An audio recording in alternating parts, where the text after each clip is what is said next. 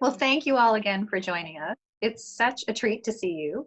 I think I know all of you, but I hope I'll have time to spend a little bit of face-to-face time with you later this year as we all emerge from our cozy spots. I'm Lizzie Barker, the relatively new executive director of the Frick, and I'm so glad you can join us for this special treat to hear my wonderful colleague, our Associate Curator of Decorative Arts, Brean, tell us more about the wonderful dining room in Clayton. But before I turn things over to her, I wanted to take this moment to thank you not only for making the time to join us, but for your extraordinary support of the Frick. It means so much to us, emotionally and financially, at a time when we couldn't need it more. So thank you, and let's have fun. Hi everyone, we're going to be spending some time tonight in the grandest room at Clayton, the dining room. We're going to be talking about style, layout, and what this room communicated to visitors to Clayton. So let me pull up my PowerPoint. All right. There's a lot in this room. There's a lot to take in, so just take some time. Look at this image, imagine what it would feel like to stand in this room, to sit at that table and in those chairs. How does this room make you feel? What is it telling you?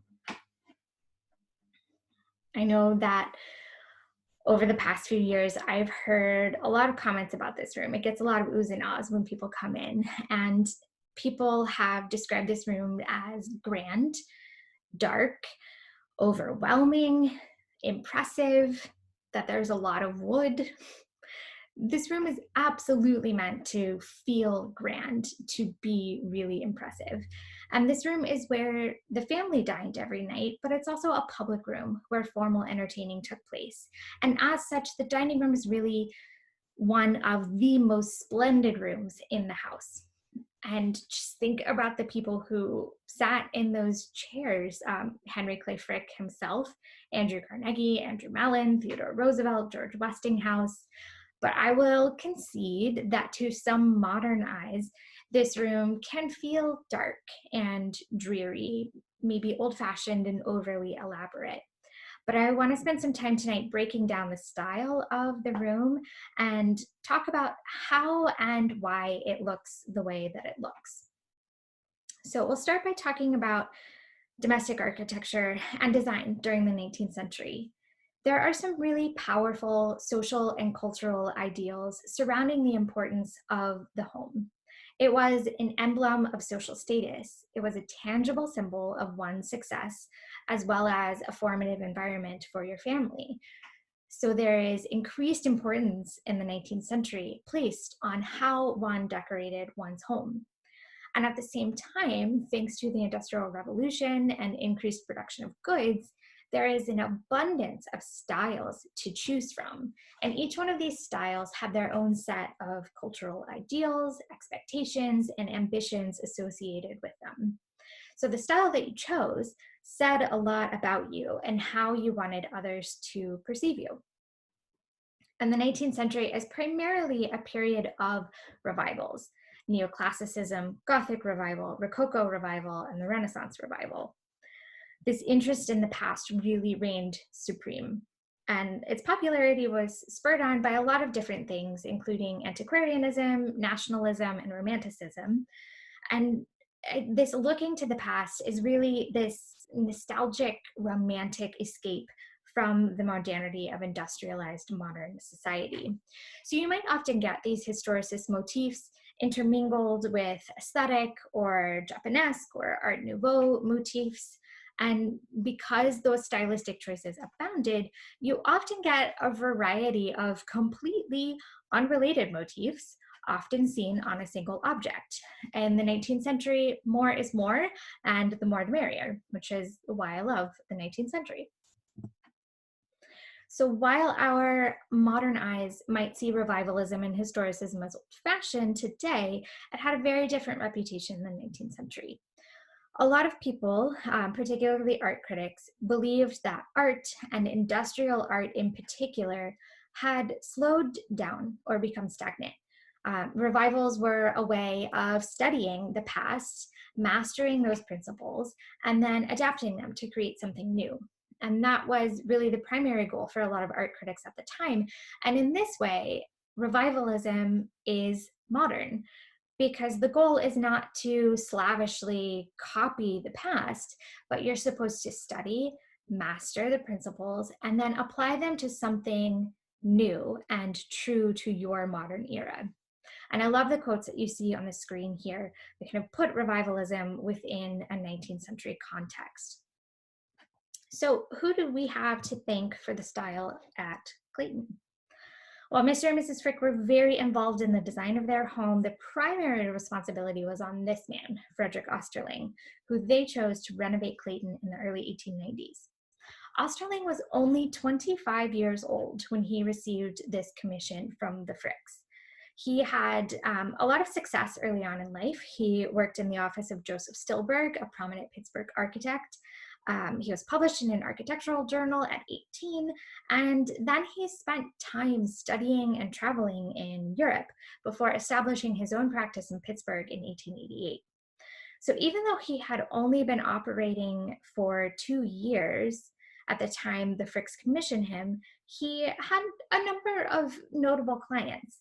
Osterling had completed a house for Frick's colleague, Charles Schwab, in Braddock, and this home is remarkably similar to Clayton. I feel like we could do a complete program just on the Schwab mansion and the similarities between the two structures. And Osterling had also worked on the Heinz Company factories, Belfield Presbyterian Church in Oakland, and the Westinghouse Air Brake Company office building in Wilbraham.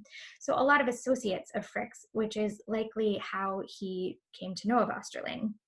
And of course, Osterling's travels and his training in Europe would have really added to his cachet as an architect and would have been very appealing to prospective clients.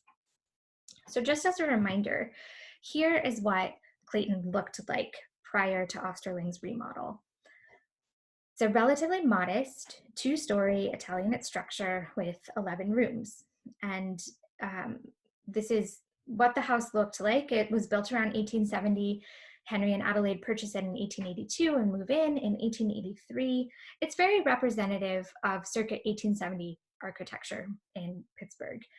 It has a little bit of a Gothic or Romantic vibe to it. There's some really ornate woodwork and trim around the front, that kind of, cottagey gingerbread aspect of the house. But by 1890, it's starting to look a little bit old-fashioned, and the Frick family is very quickly outgrowing it. So they're ready for a new home. Here is Osterling's vision for Clayton. This is a soaring palatial structure of 4 stories, chateau-esque in style and a little bit different from what Clayton eventually becomes. But I think no doubt Osterling is influenced by the chateau-esque style that Richard Morris Hunt is introducing in New York in the 1880s. And here you see the Alva and William K. Vanderbilt residence that he designed on Fifth Avenue in 1882, which was referencing the chateau of the Loire Valley in France. And I think you can see some similarities between Osterling's proposed design and the structures here. So the characteristics of the chateau style include those steeply hipped roofs, asymmetrical floor plans, kind of soaring turrets and towers. This is absolutely something that Osterling is familiar with and referencing as he plans the design of Clayton. And here is the finished product. Largely unchanged today, although you can see that it's not quite as grand as Osterling might have liked to have made it, but it's also completely unrecognizable from the structure that he started with, save the porte cochere that you see on the right there. I love this image. This photo is really special, a relatively recent rediscovery by us. This is in the Osterling collection at the University of Pittsburgh, and this is one of the only images that we have of the house that dates to the 1890s. And if you look really closely through the tree, you will notice that there is a familiar part of Clayton that you see today that is not seen in this picture, and that is the addition of Henry Clay Frick's bathroom, which is added on by Alden and Harlow in 1897, along with a couple of other additions to the house. You might also note that the porch is open. It hasn't been enclosed at this point. And then if we were able to zoom in on this picture and you look through the porte cochere, you'd also be able to see the original greenhouse where it stood on the property closer to Homewood Avenue. And of course, Alden and Harlow demolished that structure and built a new one on the current site. And then you also see the tower of the stables that sat behind Clayton, just under the porte cochere there as well. So a really special image. I think that Osterling, must have taken this right around 1892 when the house is finally complete, and he's adding this to his portfolio of finished projects. The exterior and interior renovation of Clayton can really be primarily described as Renaissance revival in character. But the Renaissance, in that sense, is very broadly defined, and you see different iterations and interpretations of the Renaissance all throughout the house, from a very classical Italian Renaissance in the entry hall and parlor, to Byzantine and Elizabethan elements in the dining room that we'll talk about, to the French Renaissance style of the sitting room and the library. It's impossible to call this house one particular style, but of course, that is very typical of the 19th century. And because the Fricks chose to renovate an existing home, Osterling was somewhat constrained in what he could do. But we are really lucky that many of the original blueprints exist in the archives at the Frick Art Reference Library in New York, and they give us some wonderful clues regarding the changes that Osterling made to this area of the house. So if we zoom in on this blueprint, you'll see that the original outline of the house is in dotted lines just in the center of the dining room. It says it's marked old wall. And so from this, you get a sense of how Osterling expanded the footprint of the house out and then back even further. And then of course, on the right-hand side of this image, you also see present dining room. And that space is what we now know as the breakfast room.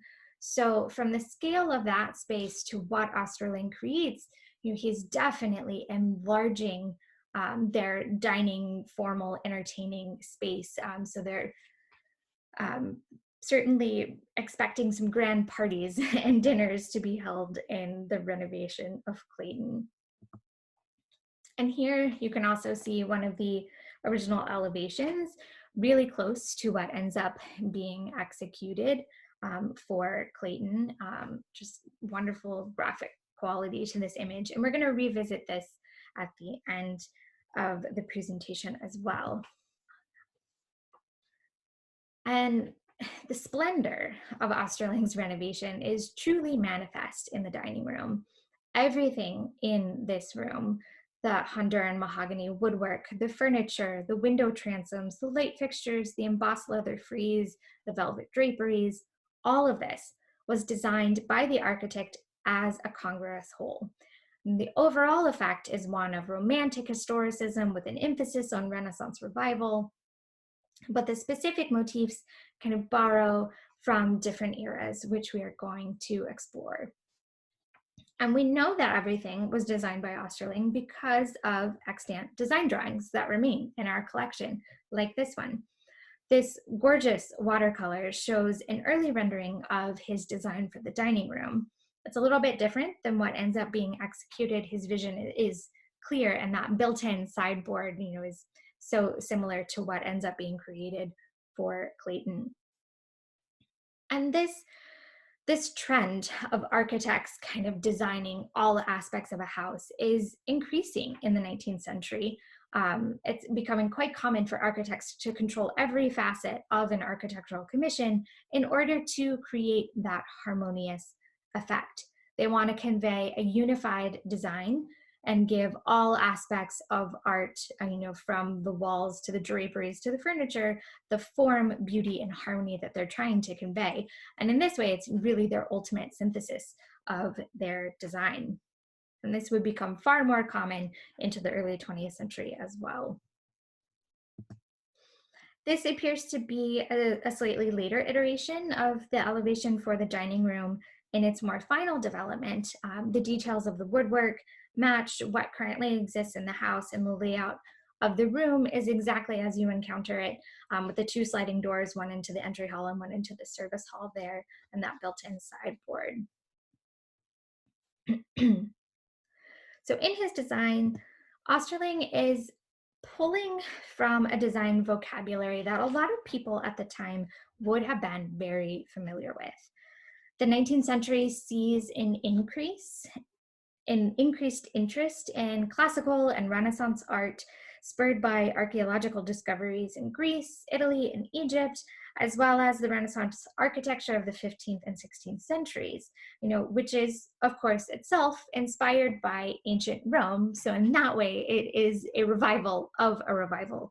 And sometimes these historic forms, are copied really closely, but more often you got a variety of forms and motifs being combined and kind of reinterpreted, as we see Osterling doing here in Clayton, and specifically in the dining room.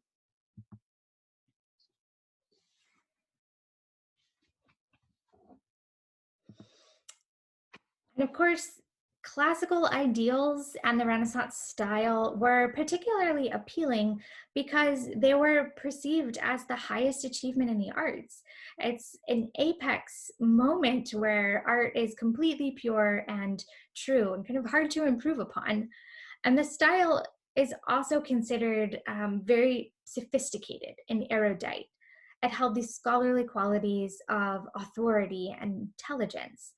This style, and along with other revivals, also afforded an air of artificial lineage, which is particularly appealing to upper class Americans in the late 19th century, who are kind of striving to elevate themselves and align themselves with European aristocracy, which of course did not exist in American class and society.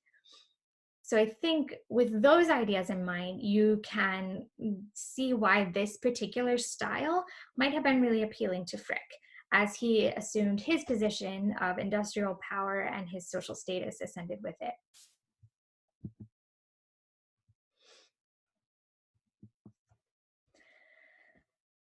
This room is so rich with detail. The carved woodwork, these beautiful scrolling elements, the interlacing strap work, all of these details that are really closely associated with the Renaissance style. The carving on the backs of the chairs and the sideboard is echoed in the corbels of the beams running across the ceiling, the tops of the columns of the built-in sideboards. All of these elements kind of reinforce and build on one another in this beautiful, harmonious crescendo of the Renaissance. Osterling would no doubt have been relying on his own architectural studies, his travels throughout Europe, and I think likely he's also looking at a lot of design source books. So design source books were specifically for artists, particularly those working in the industrial and decorative arts, as well as architects. They summarized design theories and provided a collection of the best examples of ornament and decoration from other cultures and time periods. So 2 really popular ones from the period that I'm going to reference in the next few slides are Owen Jones' Grammar of Ornament and Franz Sales Meyers' Handbook of Ornament. Skip here. So Owen Jones' Grammar of Ornament was first published in 1856, and it's been continually in print ever since. Its first American edition ran in 1880, and I think Osterling must have been familiar with this book, which you can see on the left-hand side there. Jones's aim was for students to study the underlying principles rather than simply copying motifs. So think back to those thoughts on historicism at the beginning of the presentation. You're not meant to be copying this, you're meant to be applying it and creating something new, which Osterling is certainly doing. And another similar design source book that we'll see in the next couple of slides is Meyers' Handbook of Ornament, which is first published in 1890, right when Osterling was designing Clayton. So while I can't know that he knew that specific book, he certainly would have known other similar design source books. So we're going to take a look at some of the details in the room and compare them with some design source references to kind of break down what Osterling is communicating. But I think maybe I should pause. And I've been mentioning Byzantine, and I should probably explain what I mean by that a little bit more. And it's more this 19th century understanding and interpretation of Byzantine. So the seat of the Roman Empire is transferred from Rome to Byzantium at the start of the 4th century, in an area that's modern-day Istanbul and Turkey. And the Byzantine era in the 19th century is kind of reinterpreted as this combination of classical elements that borrow from Greeks and Romans, combining with the exoticism of the Middle East.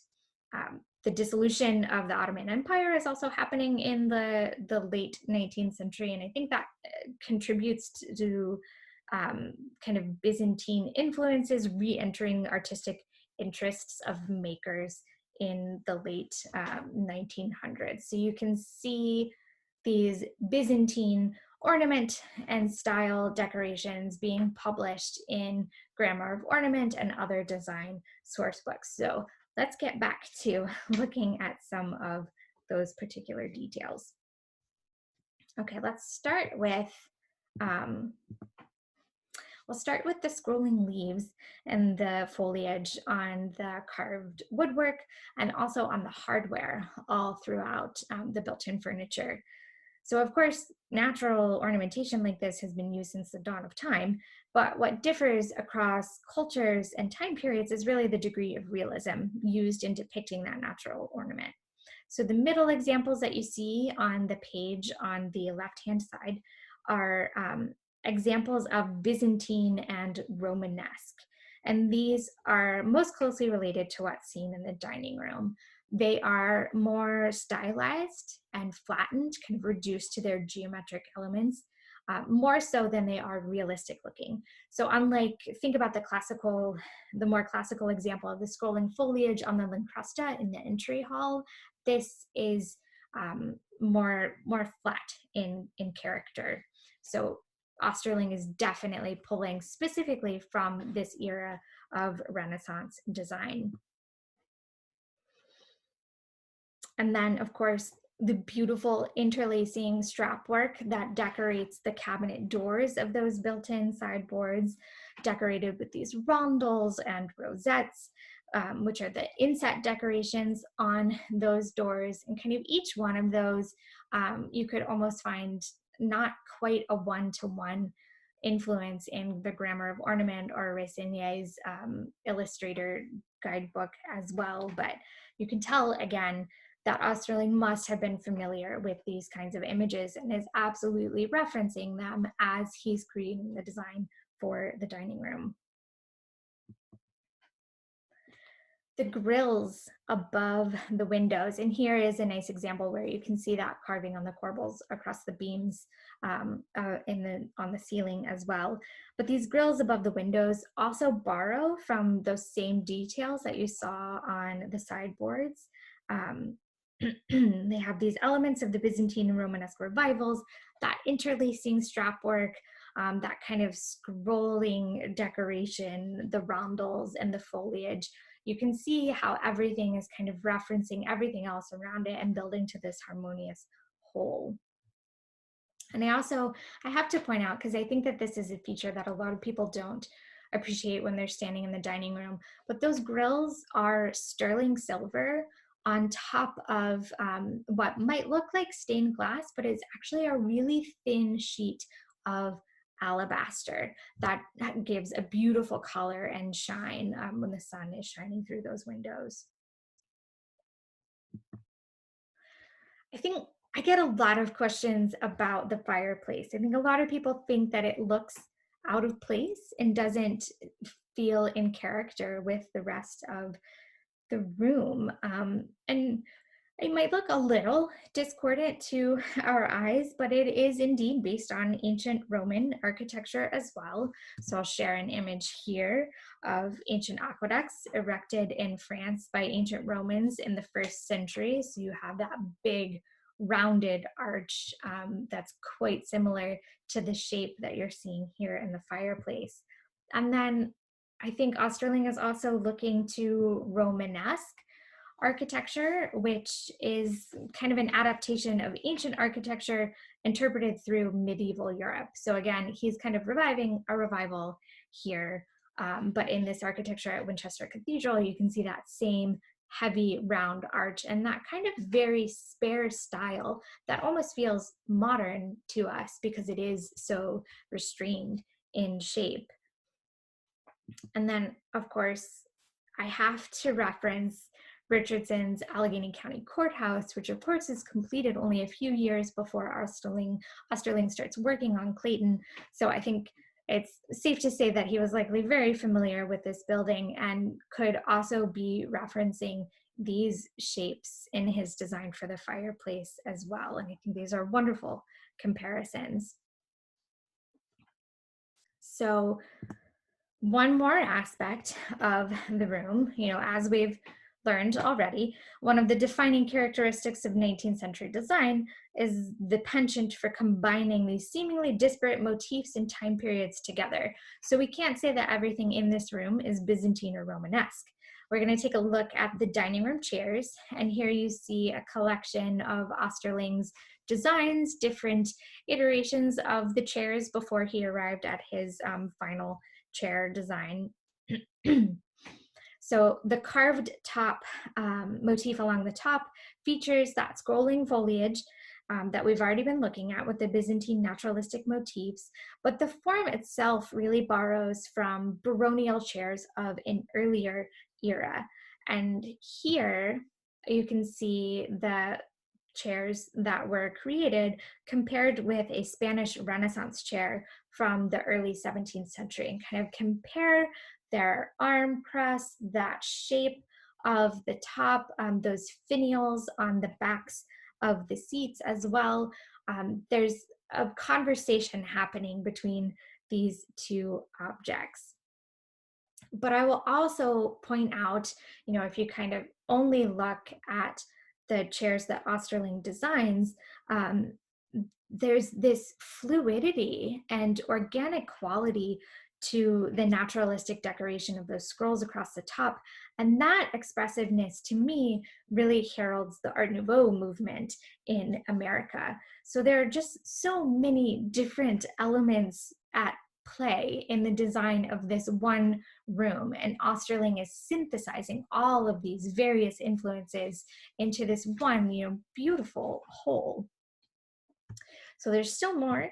If we also review the draperies, we'll see a completely different style manifest. The leather strap work accented with aluminum bosses here on the curtains borrows from Elizabethan ornament, as you can see from the Grammar of Ornament style. And the Elizabethan era is second half of the 16th century, so it's contemporaneous with the Renaissance throughout the rest of the Europe, although the Renaissance ideals were kind of slow to penetrate to England. So here you see a very kind of English style of Renaissance.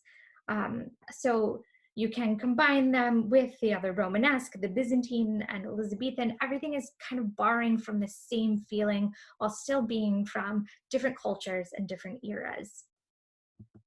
And then one more detail, because I always think this is such a funny little element, and a lot of people don't see this when they're in the house because they're a little bit low and there's so much else to see in there. This is the bottom of one of the two hanging cabinets on that east wall, and this kind of drop pendant that borrows from Elizabethan and Jacobean ceilings of the 16th century. So on the right-hand side of the screen, this is a detail of the masonry at Broughton Castle, which was completed in 1599. So again, this room is just this incredibly wonderful melange of motifs and styles all being presented together.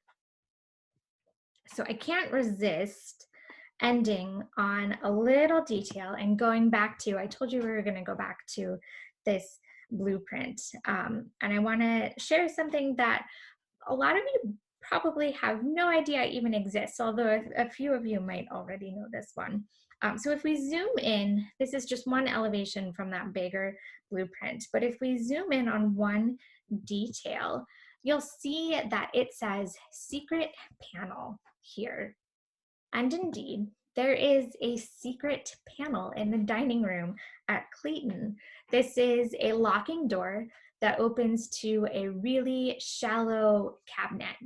And its use is still a little bit of a mystery to us. I feel like it probably held wines or liquors and, was kept locked up from the children and the staff. More than likely, that's how this particular space was used. But I just love this little detail just to kind of reinforce how much there is to see in this particular room and to know about this particular room. Just a little fun thing to end with for all of us. And I hope you enjoyed this intimate look at the dining room and kind of focus on some details that often go overlooked when you're on a tour of Clayton, when you might only spend, 5 minutes in this exquisite room. But I'm really interested in kind of breaking down the design references that Osterling is communicating here and thinking about this room a little bit differently. I think it's a really important manifestation of how Frick wanted to be perceived. I think he wanted to associate himself with this style, for a reason. So I hope you enjoyed our dive into the dining room, and I hope the house will be open for visitors again really soon. You can be sure that I will be planning an installation where we open up that secret cabinet, so you'll have a chance to see it in person, hopefully in the future. And thank you so much for spending some time with us tonight. I look forward to seeing everybody at the museum again soon. Thanks so much.